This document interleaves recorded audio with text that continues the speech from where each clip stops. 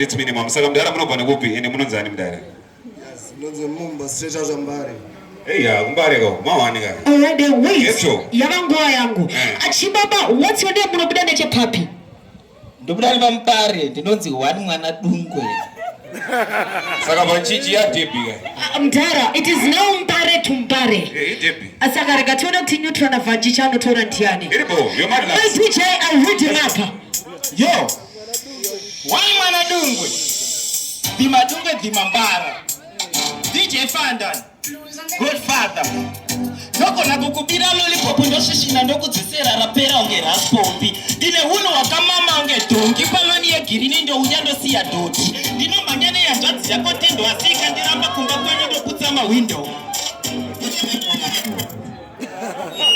Yes, remember.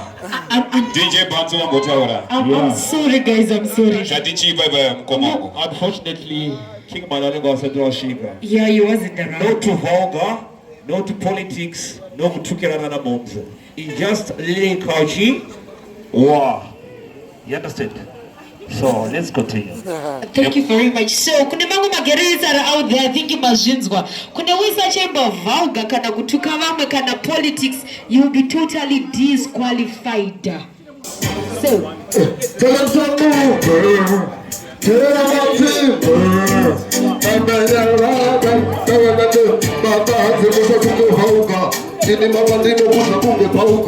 Ndoweza baba kuchokura roka pasi mukazika unopika azi ukatamba ndino shaura uzabinura mama ndino shaura na ukatikaura na kuda kubeura papo ndino zikatura uzabinura mama ndino finura Marasta, just imagine.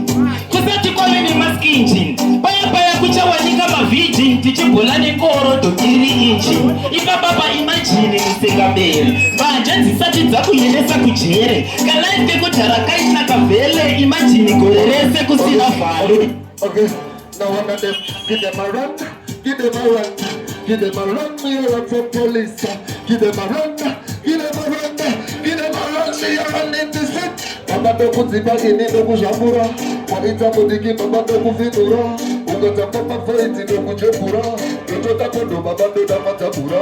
Ayu waita wanawa, chimbo wachisa ima banana, ndauya ku Chipaz Promotions, ndauya ndisipa kutsvaga attention, bali ndauya kuzokonzera commotion.